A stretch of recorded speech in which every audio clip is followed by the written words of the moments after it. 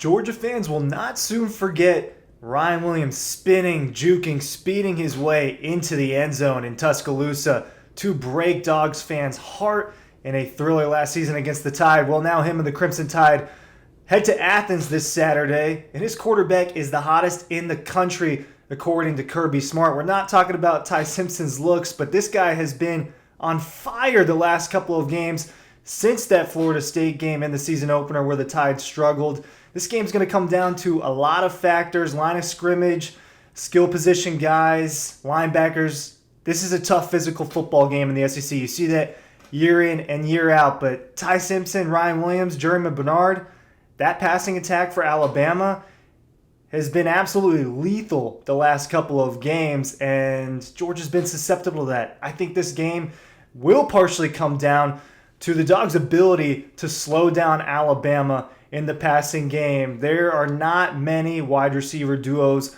like Bernard and Williams out there. You're not going to find many of them. Maybe at LSU, maybe at Ohio State, maybe at some of these places, but Georgia's going to have to deal with them. We saw earlier this season, Georgia struggled with that type of football. Did get the win at Tennessee. We'll go into all of these numbers. Can Georgia shut down Ryan Williams? Can they shut down Jeremy Bernard?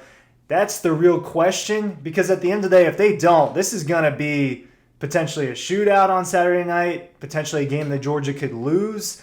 I think it's going to be an exciting one, but we're seeing some of the best players in college football lace them up in Sanford Stadium this Saturday night. Ryan Curley from Dawg Post talking about the vertical passing game for Alabama and if Georgia's going to be able to stop it. I just said Ty Simpson's on fire. Kirby said he's the hottest in the country.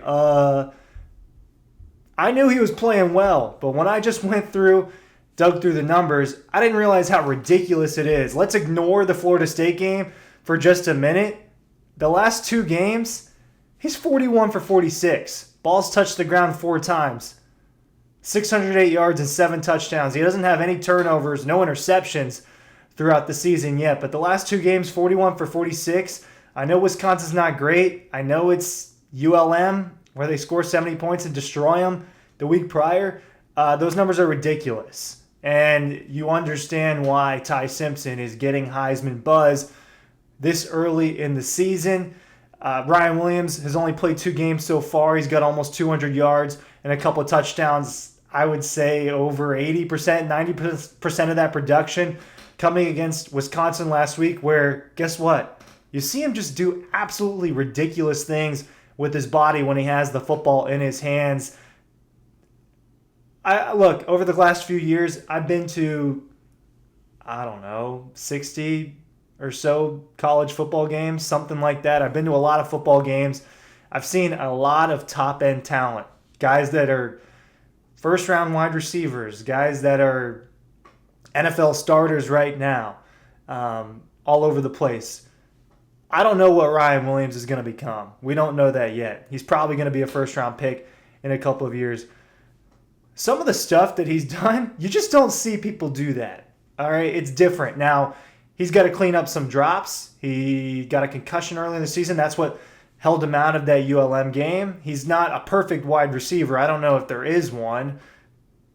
But he does some freaky stuff on the football field that is difficult to stop. And we know that over the course of at least Kirby Smart's history at Georgia, typically the teams that beat them, most of the time, I say typically because it's not the case every time, have NFL passing caliber offenses, or they have Justin Jefferson and Jamar Chase, or they have Jerry Jeudy and Jalen Waddle and guys like that. Well, they've got that between Ryan Williams and Jeremy Bernard. So the blueprint to beat Georgia that you've seen most of the time involves having elite wide receivers.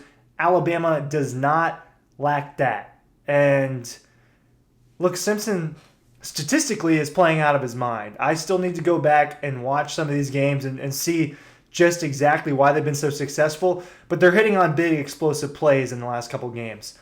Kirby Smart, I'm not going to say made an excuse, but did discuss that Florida State game briefly on Monday with the media in his press conference and just kind of said, look, I went back and watched the tape. This is what I'm paraphrasing Kirby right now.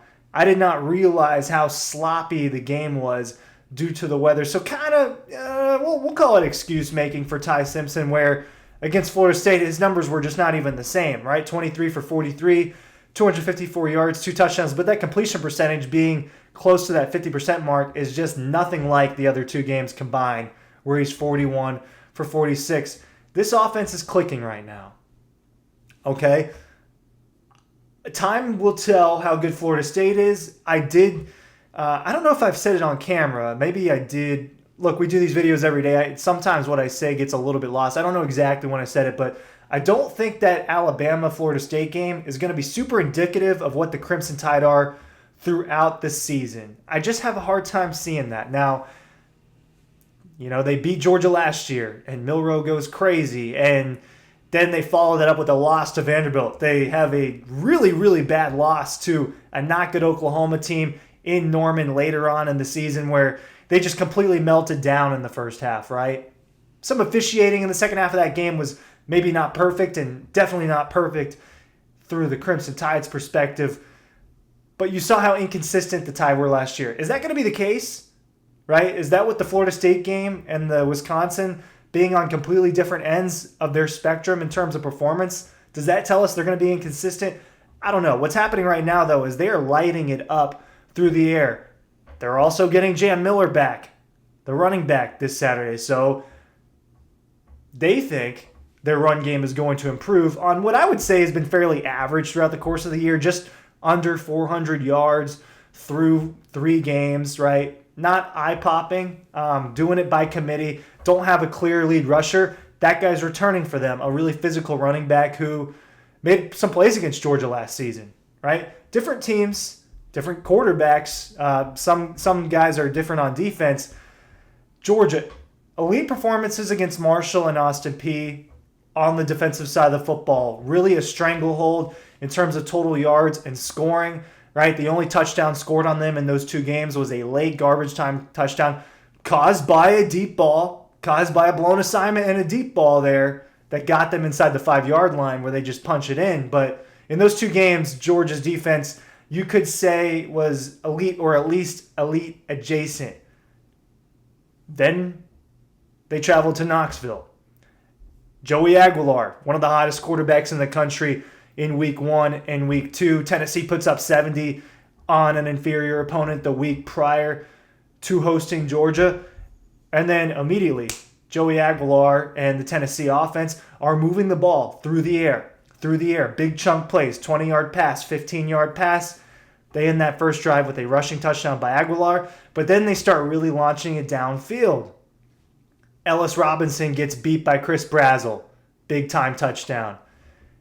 Daniel Harris gets mossed by Chris Brazzell. Big-time touchdown. Braylon Staley, wide open. Big-time touchdown. Aguilar threw for 371 yards and 4 touchdowns. Okay, he did throw the 2 interceptions, so it wasn't a perfect performance for Aguilar, but he did show the entire country last Saturday, hey, look, this Georgia defense is not impenetrable. You can throw on them over the top, and you can be successful with explosive plays in the passing game. We haven't seen through 3 games anybody be successful with explosive plays through the running game, but now Tennessee has showed Georgia's defense can be susceptible to that. So now, that boils down to the original question. Can Georgia stop Ryan Williams and Jeremy Bernard? Right? Because Bernard has almost 300 yards and 3 touchdowns in 3 games. He's got some explosive plays, and Ryan Williams had 2 explosive touchdowns where you just kind of shake your head and go, there's not many guys that make that play against Wisconsin last week. Brazzell, 6 for 177 and 3 touchdowns against Georgia. Staley, 9 for 97 and a touchdown. I don't think that duo is quite as good as Williams and Bernard. It was on the road. It was Ellis Robinson's first time playing that caliber of competition in a significant snap sense, where he's playing snaps that matter against a team that matters. Daniel Harris, you can argue push off on that huge touchdown he allowed, and then just a completely blown assignment on that 4th touchdown to Staley. You can't blow assignments against Jeremy Bernard and Ryan Williams this week. against a quarterback that has been accurate and has taken care of the football better than anyone in a 2-game stretch, you would have to dig deep into the college football stat records, I think, to find a more efficient 2-game stretch for a quarterback with that many attempts. Maybe, I mean, this hasn't happened recently that I can remember where a quarterback has been 41 for 46 over a 2-game stretch. We've seen some pretty big stat lines, but he was 17 for 17 against ULM. Ball didn't touch the ground. There are different elements to this and how they're going to stop it. Georgia, to me, the pass rush has not been what you want it to be, which is extremely disruptive. I thought it was disruptive in moments against Tennessee. I don't think it was overall very disruptive. Aguilar had plenty of time to throw on pretty much all of those major touchdown passes and a lot early and often. No sacks against Marshall, right? So they're not doing it against the inferior opponents. They need to disrupt Ty Simpson. And part of that's going to come with playing at home in Sanford Stadium. Georgia gets Alabama in a different sense than it has in any of its other matchups since Kirby Smart has taken over as the head coach for Georgia. They're 1-6 against the Tide. Okay, well, 2 of them were in Tuscaloosa, and the others were all at neutral sites. So the Georgia crowd has not gotten the opportunity to be a factor against Alabama quite yet.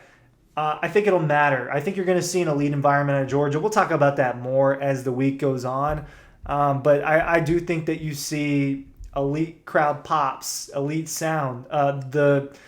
I'm expecting the anticipation to really grow throughout the course of the week here in Athens. I expect it to get a lot busier. Get your parking spots while you can. All right, if you're trying to park on this campus, you could forget about it if you don't do it by a certain time on Friday.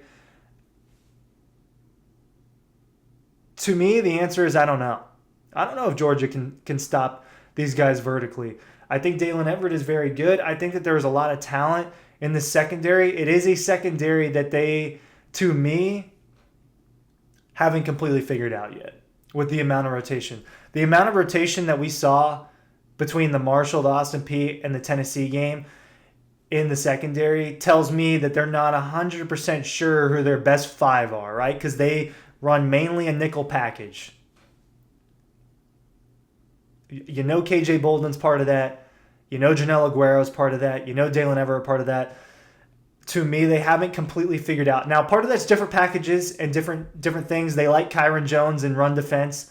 I think they like Ja'Cory Thomas more in pass defense.